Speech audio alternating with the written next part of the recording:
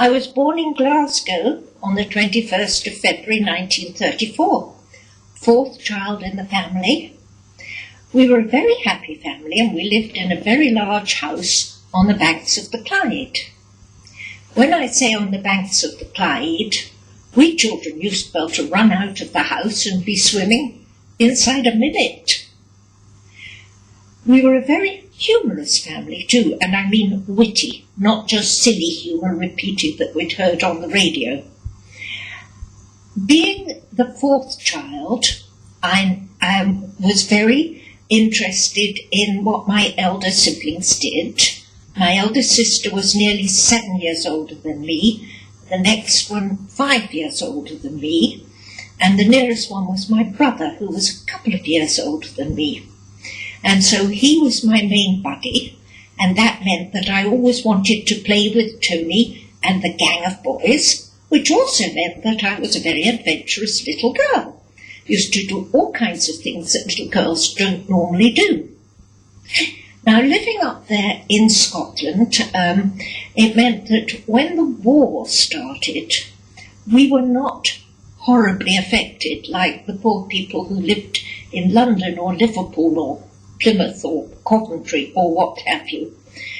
We were really quite safe up there. But one evening, the heavy force of bombers came over to bomb the Home Fleet, which was at anchor at the tail of the bank, just a few miles from our house.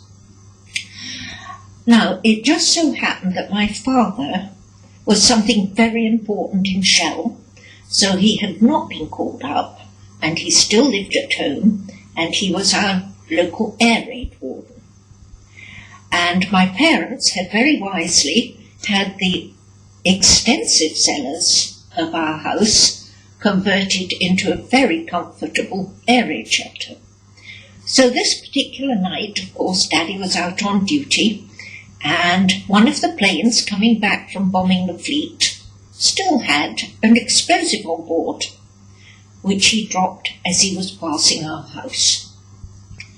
My father saw this something or other come out of the aeroplane attached to a parachute, naturally assumed it was a person, went forward to apprehend him, realised in the nick of time what it was, took cover, and it went off at the back of the house, making a bit of damage.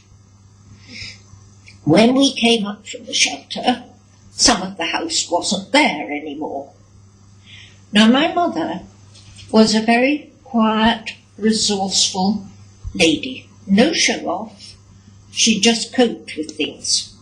And so she set to work to feed the family. By this time, there were 5 children in the family. We also had 2 evacuees from London living with us. So 7 children, all needing to be fed, and my father, while Mummy was busy preparing a meal, because, of course, by this time all domestic help had been called up into the forces or working in munitions factories or what have you, so Mummy was entirely in charge. And while she was busy cooking, her friend Lady Lithgow appeared at the door. Lady Lithgow was the wife of Sir James Lithgow, the shipbuilder. And she had heard what had happened to us in the night.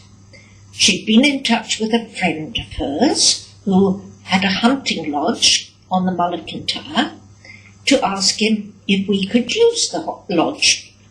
And he said, well, he was going to be otherwise occupied for the foreseeable future and wouldn't be doing any hunting. So we were welcome to use the lodge for as long as we needed it. Well, a hunting lodge on the Mulligan is not a little wooden shack set on a hillside. This was a most substantial house with its own home farm attached. It's called Cruickshank, and you can look up Cruickshank in any road map. I was absolutely fascinated, actually, when my elder daughter bought the 1926 Times Atlas of the World, and I was just riffling through the index and found Cruickshank. It's that important a house. Our nearest neighbours were a couple of miles away, which by English standards is remote, and the nearest doctor or dentist or shop or anything like that more like 20 miles away. In the village of Kilberry there was a school, and all the children went to this school, whatever age or standard they were. The teacher rather tickled me because I thought her pronunciation of things was rather odd. She talked about admiralty and antipodes, and even at 6 or 7 I knew better than that. Right, so life in Kilberry was lovely. It really was. We had a tremendous amount of land attached to the property, including a very long stretch of beach. And we children used to swim in the Atlantic all the time. And my sister used to take her violin down to the beach, and she would stand on the rocks and she would play, and the seals would come in to listen. Well, before that, there was a castle, of course, in Kilberry.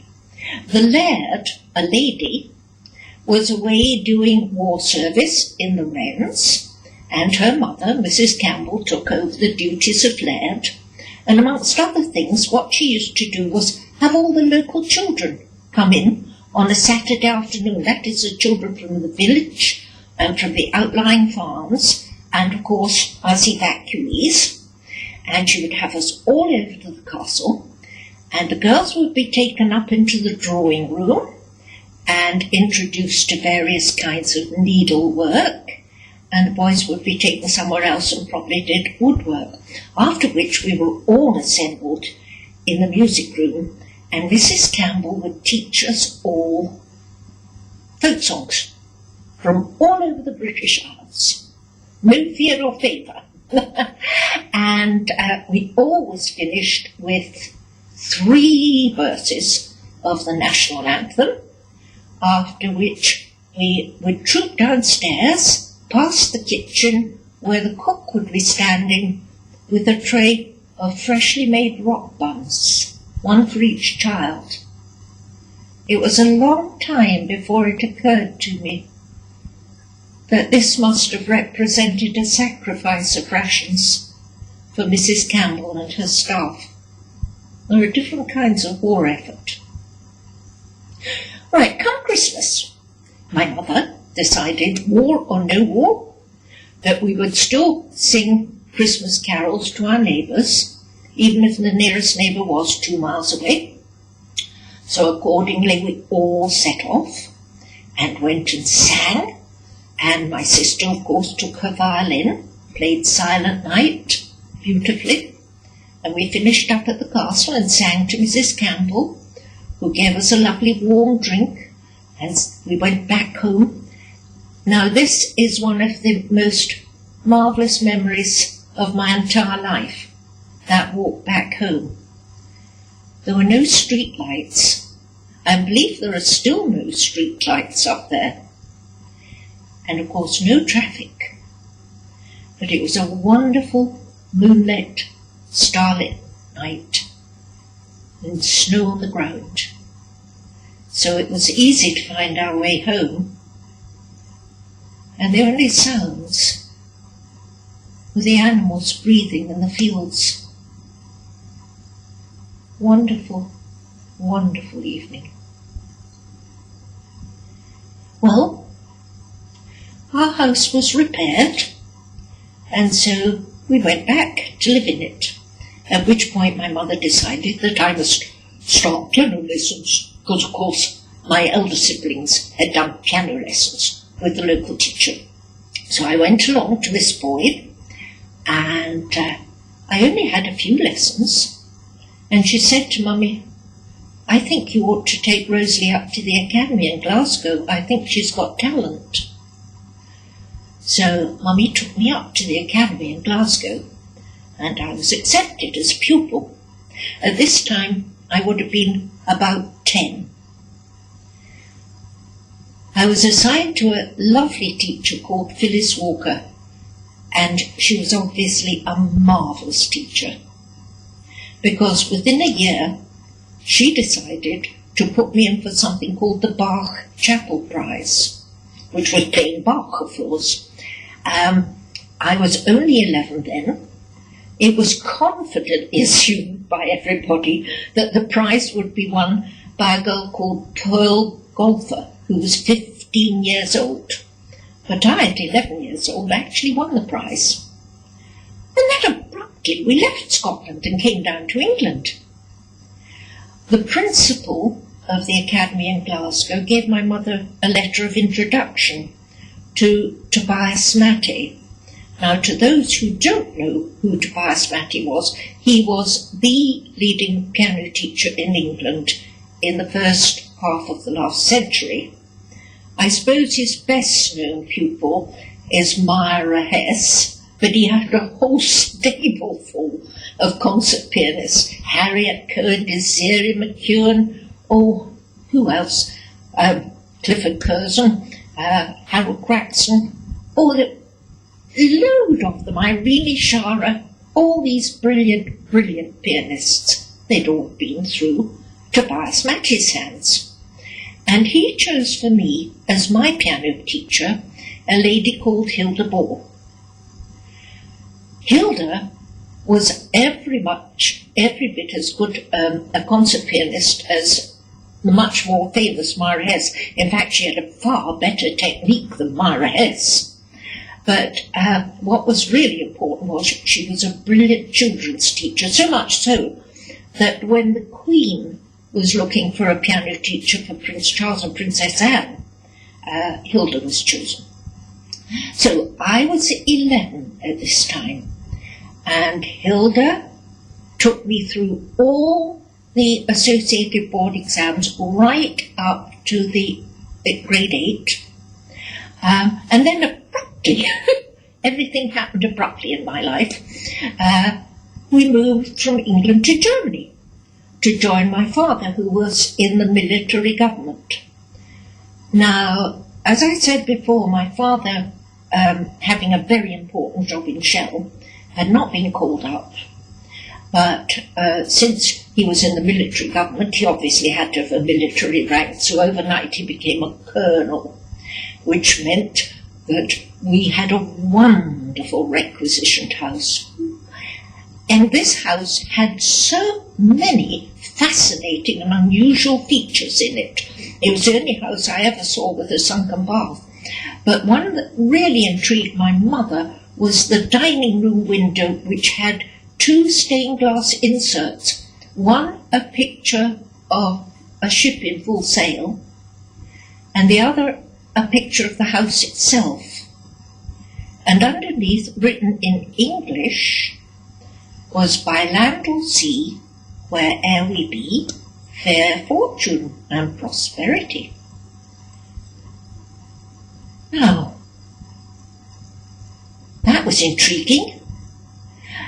But with the house, we'd actually also inherited the housekeeper, a venerable lady called Frau Ruhstein. And my mother said, could she explain this? And she said, oh yes, the house had been built by some very rich German for his English bride. Well, one Sunday, we were sitting in the drawing room having coffee after lunch, and I heard the front door click. The front door was a magnificent effort in probably oak, and there was a flight of white marble stairs leading up to the inner front door. I opened the inner front door, and there, sitting on the marble steps, was an old lady. She looked a bit frail, so I went down and helped her up and brought her into the drawing room, and Mummy ordered food and drink for her. And this old lady was the English bride that the house had been built for. Well, my father, who was never backward in coming forward, so to speak, decided to take me to Germany's leading piano teacher, a man called Hans Helmets. And he heard me play, and he agreed to accept me as a pupil on condition that I increased my daily practice from half an hour to 3 hours. Quite a lot for a 13-year-old. But it was definitely worthwhile, because 10 months to the day after our arrival in Germany, I made my debut as a concert pianist, playing Beethoven's Third Piano Concerto with the Northwest German Philharmonic. Well, the next great excitement in my life, Professor Hermans decided to enter me for the Geneva International Festival. By this time I was 15, and the age limits for this festival, as for most international festivals, was 15 to 30, and I was once again the youngest, but by a long way the youngest. I didn't, of course, win this. That would have been something like a miracle. But I'm told that I came 10th out of 400, which wasn't bad. Well, before I left England, I'd actually done some little tiddy bits of broadcasting, just little itty-bitty things, on Children's Hour. They used sometimes to allow opportunity for children to show what they could do. So when we went out to Germany, I continued to do little itty-bitty broadcasts on the BFM. And I remember asking my announcer, Cliff Mitchellmore, I think lots of people recognise the name Cliff Mitchellmore. Anyway, I asked him why it was that the BFM only ever had this very lightweight sort of stuff going on all the time, and never any really serious music. And he said, oh, well, the powers that be think that that's all that the soldiers want to listen to. I have to say that when the tickets went on sale for my first concert, and they were divided equally between the German population and the forces, every ticket sold within a couple of days. So much for soldiers not wanting to listen to serious music. Well, I did a few more broadcasts and concerts and recitals in Germany. One that really sticks in my mind, I can't remember where it was. I can remember what I was playing. It was the Weber Concertstück, but when I was leaving the concert hall, walking through the foyer with my arms full of flowers, as one always did, there standing in the foyer was a rather shabby, thin young man with a bunch of white lilac, which he offered to me, and I've never forgotten that young man. Well, when I just turned 16, we abruptly came back to England again. Everything happened abruptly in my life, you know. And I never knew why we'd come back. Not until many years later, when one of my elder sisters told me that my father had been misbehaving with local ladies. There'd been at least one baby born in our house, and my mother thought it was not a good environment to bring up her two younger daughters. So we came back to England, at which point my father totally abandoned us. He never did another thing for us. And so, from having always lived in ease and indeed luxury, I would think, up to that point, suddenly I discovered what it was like to be poor, and I mean poor. Well, I went up to the Royal Academy and competed for a scholarship, which I won, and they also awarded me a bursary, the Stokes bursary, and the County Council also gave me a maintenance grant. So I was all right. But how my mother managed to keep body and soul together and put my younger sister through boarding school, I will never know. She went to work as a secretary. Oh dear, yes, my mother. Right, so, and while I was at the academy, I then started doing real broadcasts. There was something called the morning recital, 9 o'clock in the mornings, half an hour, and the fee was 7 guineas.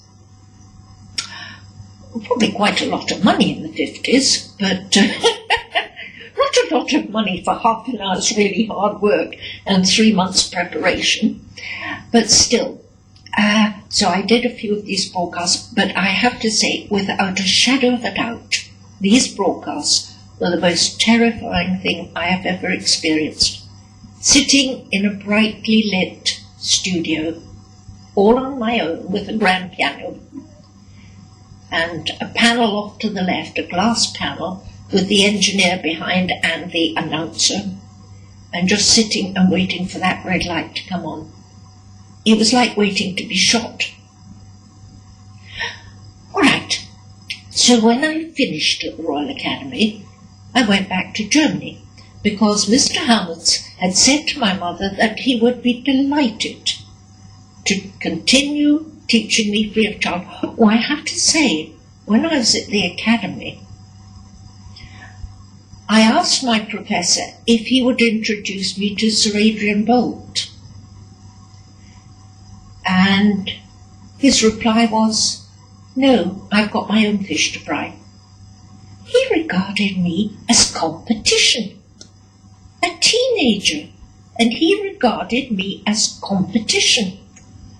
If he had introduced me to Sir Adrian, I would undoubtedly have got a date at the proms, in which case I'd have been made. But no, and my mother and I were not the kind of people to sort of push. One of my contemporaries at the Academy, Valerie Tryon, she very cleverly got herself a sponsor, Lord Lisle of Tate and Lyle Sugar, so of course she never had to stop and worry about anything. Right, so I went back to Germany and was living in in a student hostel in Hamburg. But the little bit of money that we managed to scrape together to send me back to Germany didn't last all that long. And before long I had to look for somewhere cheaper than the student hostel to live. So I saw an ad in the paper offering accommodation in exchange for English lessons. So I went along to this very grand house in the Brahms Alley. It was owned by the family Kirsten, who were major shipbuilders on the Elbe. And they agreed to take me on to teach their children an hour's English every evening in return for a room, which was in the cellar, a metal bed and a gas ring. I wasn't permitted to practice on the family piano. There was certainly no money involved, and I was very, very poor. And after a while, I realized that I'd got to make an effort and do something different. So I took myself along to the British consulate. Now, that was a very interesting thing. The British consulate was housed in number 5 Harvester Hoedeweg, a wonderful great building with its own concert hall. And I'd actually given a recital in that concert hall several years before. So it was rather funny going there to ask them for help. And they said, "Well, how about teaching English?" I said, "I'm already teaching English." They said, "No, not like that. They need English teachers on the airbase up at Uetersen." So I went and presented myself to the airbase at Uetersen and was taken on as an English teacher. Oh, what a change. I was well paid. I was able to afford a really nice room to live in. We were allowed to use all the facilities of the officers' mess. It was absolutely lovely. And in the evenings, of course, several airmen would come and present themselves to my flat and at my room and take me off into Hamburg to sort of do the sights. Anyway, however good things are in life, there are always malcontents. And we had a few on the airbase, and they thought that we weren't being given a fair whack and that we ought to be allowed to be German civil servants. So after a great deal of nagging, they got their way, and one day we were all taken into a room to sit the German civil service exam in English. Now, a young man called David Munro and I, we hadn't been involved at all in all this fuss and bother. But he and I, we just whipped through this exam so fast that we decided to do the whole thing again in German. And we were both of us upgraded. I don't know what happened to all the malcontents. Well, some time after this, a cable came through to the base from the officers' school of the Luftwaffe, asking for a couple of English instructors. And so the colonel decided to send an American ex-Marine who'd been all through the war in the Pacific, and me.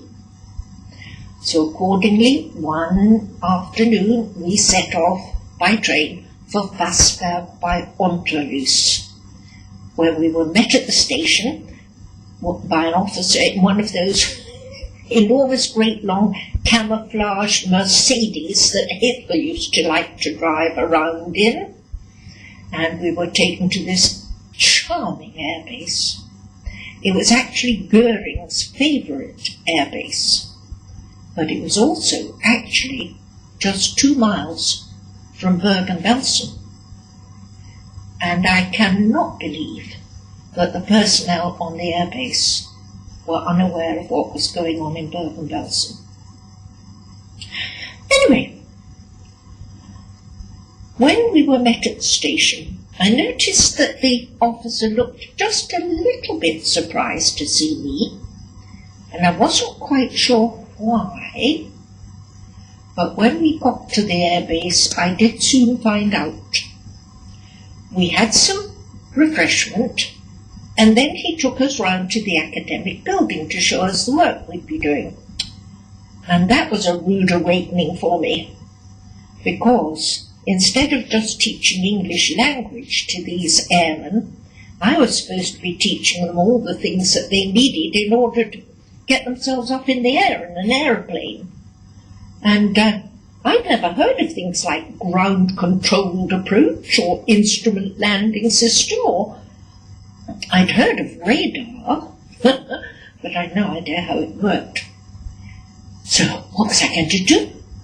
Believe it or not, and I was in my mid-20s by this time, I'd been brought up to be so modest and non-assertive that I couldn't say, "Don't understand what you're talking about, please send me back to Uderson." So I stayed. But I was very fortunate in that there was one group of officer cadets, and bear in mind many of these cadets would have been a lot older than me, because the German forces had been disbanded in 1945 and we're now talking about the mid-50s. So a lot of them had already been in the forces, and as I say, they were a lot older than me.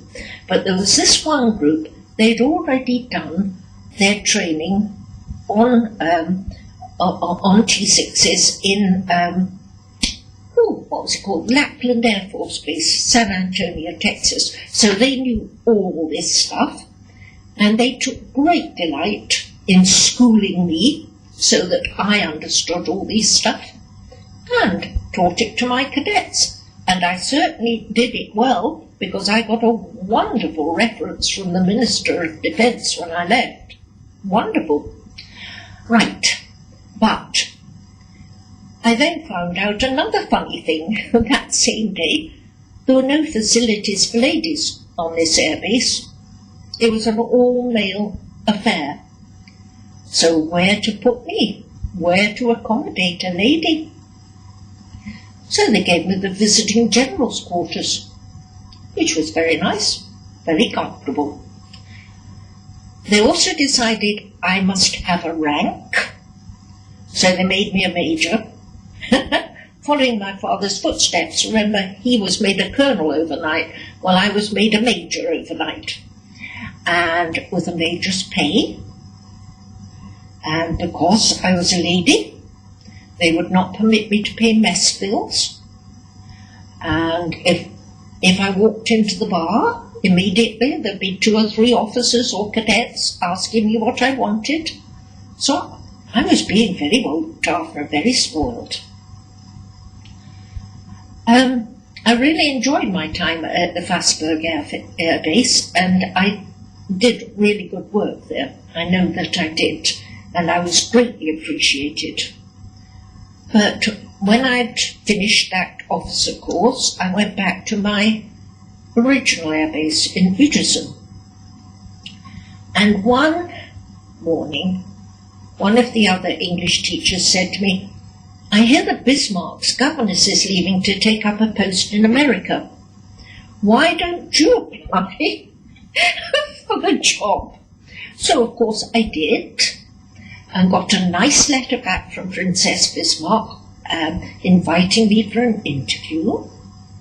So I set off one evening for Friedrich's room, and I got out at this lovely little country station and asked the porter which way to the castle, and he pointed down a leafy lane, so off I trotted, and after a bit above the trees I could see this wonderful, looked like icing sugar roofs, white roofs, but all ornamental. I thought, what a beautiful castle.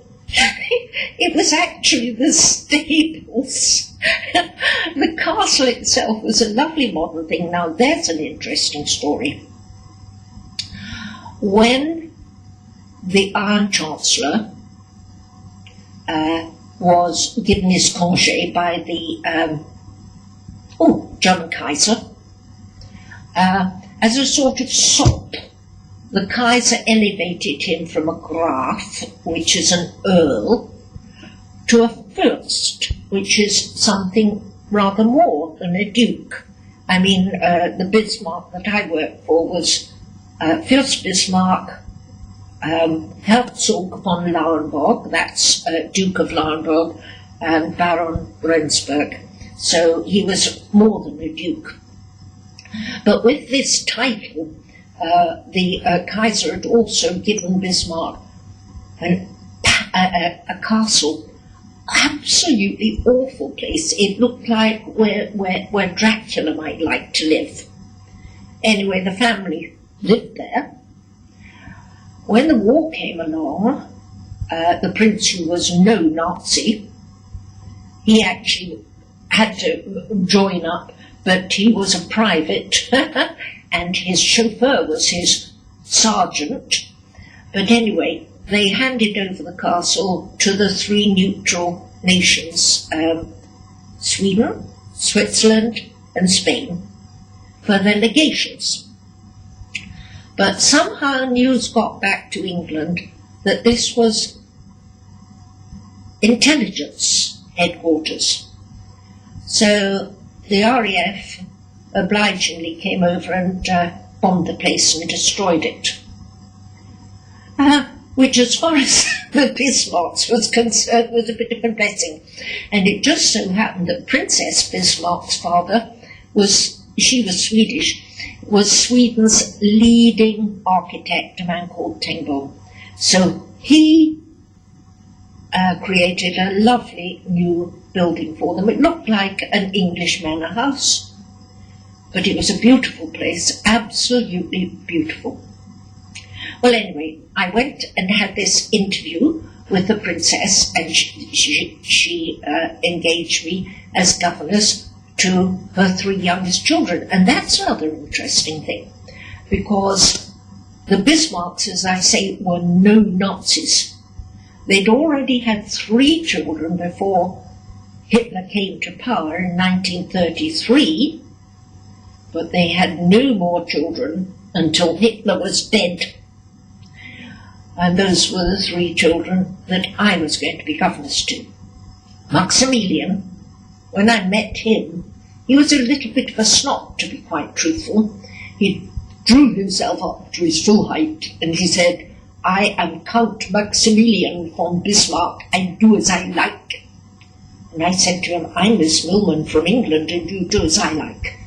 Anyway, I arrived at the castle to take up my duties one Saturday, and I was in the nursery wing, getting to know the nanny and the under-nanny and the nursery maids and everybody else and the children. And the butler, no, it was one of the footmen, appeared, and he said, "Sorry to disturb you, Miss Millman, but Baroness Plessen has fallen from her horse and is in hospital. The Prince presents his compliments and asks, will you take her place at lunch?" So I was straight away plunged into German high society. It was very exciting. It was a lovely, lovely place to be. That first evening, I was up in my rooms, not room, but rooms, and I was wondering whether it was safe to drink the water from the tap in my bathroom. So I phoned down to the staff quarters, and I asked whether it would be okay for me to drink the water from the tap in the bathroom. And the butler actually said, "Hang on, Miss Millman, no, wait a minute, we'll send something up to you."